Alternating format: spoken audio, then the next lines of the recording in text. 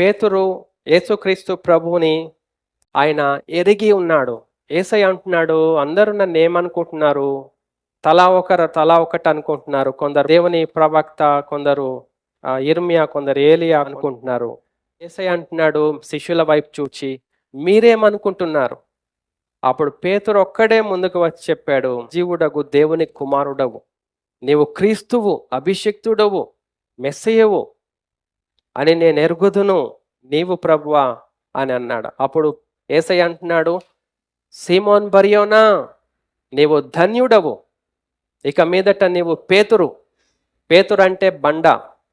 ఈ బండపై నా సంఘమును కట్టుదును, పాతాళపు ద్వారములు ఆ సంఘం ఎదుట నిలువనేరవు అన్నాడు యేసయ్య.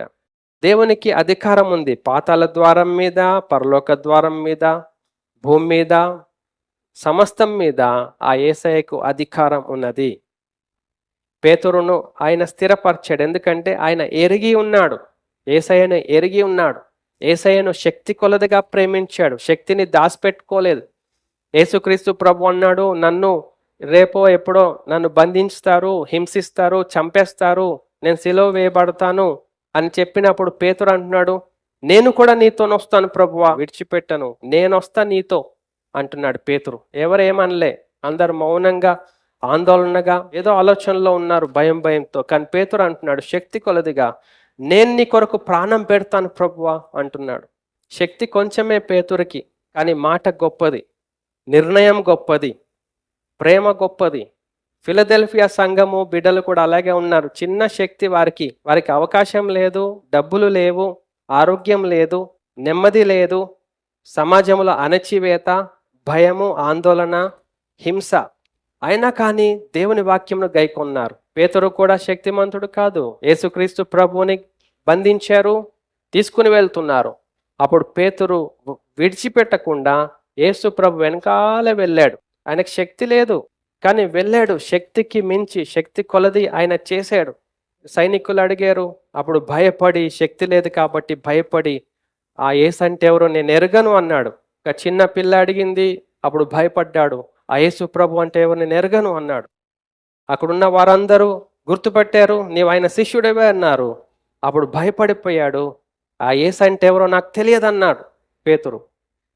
అప్పుడు దేవుడు ఆ పేతురు మనస్సు ఎరిగాడు కాబట్టి యేసయ్య పేతురు వైపు చూచాడు, పేతురు కూడా యేసు వైపు చూచాడు. అప్పుడు మారు మనసు పొందటానికి అవకాశం దొరికింది. పేతురు ఒకవేళ అక్కడున్న మనుషుల వైపు బెదురు చూపులు చూసుకుంటా ఉంటే కొట్టుకుపోయేవాడు. కానీ పేతురు వెంటనే ప్రభువుని వెతికాడు. ప్రభు వెంటనే పేతురుని చూచాడు. పేతురికి మారు మనసు కలిగింది, పశ్చాత్తాపము కలిగింది, ఏడిచి ఒప్పుకున్నాడు, ప్రభువా నన్ను క్షమించు, నా శక్తి కొంచెమే, నిన్ను ఎరుగనన్నాను. పేతురు దేవుని వైపు యథార్థంగా ఉన్నాడు కాబట్టి దేవుడు బలపరిచాడు. యథార్థవంతులను బలపరచుటకు ఆయన కను దృష్టి లోక సంచారం చేస్తూ ఉన్నది, దేవుని దృష్టి. మనం యథార్థంగా ఉన్నామా దేవుని కొరకు, లేక దాక్కుంటున్నామా, తప్పించుకుంటున్నామా, జాగు చేస్తున్నామా, మనము దేవుని వల్ల బలం పొందుకోం. పేతురు బలం పొందుకున్నాడు, నూతన పరచబడ్డాడు. యేసయ్య అడుగుతున్నాడు పేతురుని, పేతురు ఇక్కడున్న వారందరికంటే నన్ను ప్రేమిస్తున్నావా? అప్పుడు పేతురు అన్నాడు, ప్రేమిస్తున్నాను ప్రభువా. మరలా అడిగాడు యేసయ్య, వీరందరికంటే ఎక్కువ నన్ను ప్రేమిస్తున్నావా? నేను ప్రేమించుచున్నాను ప్రభువా. మరలా యేసయ్య అడిగాడు మూడోసారి. 3 సార్లు అబద్ధం ఆడాడు పేతురు, మూడోసారి కన్ఫర్మేషన్ చేసుకున్నాడు.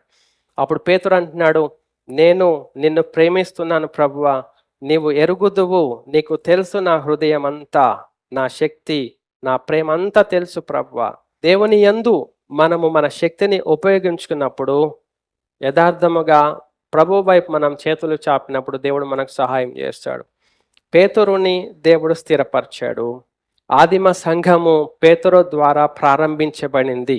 నీవు బండవి, పేతురు అంటే బండ, నీ మీద నా సంఘమును కట్టుదును అన్నాడు యేసయ్య పేతురు వైపు చూచి. ఆ పేతురు ద్వారా ఆదిమ సంఘం 3000 మంది బాప్తిస్మం పొంది సంఘములో చేర్చబడ్డారు. వారు మూర్ఖులకు ఈ తరుమార్కు వేరై వారు రక్షణ పొందారు. దేవుని అపోస్తలుల బోధయందు, ప్రార్థనయందు, సహవాసమందు, రొట్టె విరుచుటయందు వారు ఎడతెగక ఉన్నారు. ఆ 3,000 మంది సంఘము పేతురు పైన దేవుడు కట్టాడు. సంఘం ప్రారంభించబడింది. ఆ సంఘాలు విస్తరించాయి ప్రపంచవ్యాప్తముగా. ఆ సంఘాలన్నిటినీ ఉద్దేశించి 7 సంఘములకు దేవుడు ఉత్తరం రాశాడు. దేవుడు ఆ సంఘమును సిద్ధపరిచాడు. మనం ఆ సంఘములో ఉండాలి. ఫిలదెల్ఫియా సంఘం అలాంటిదే. స్ముర్ణ సంఘం అలాంటిదే. మనం దేవుని వైపు చూచి ఆయనకు అప్పగించుకుందామండి. దేవుని కొరకు మనము జీవించాలి.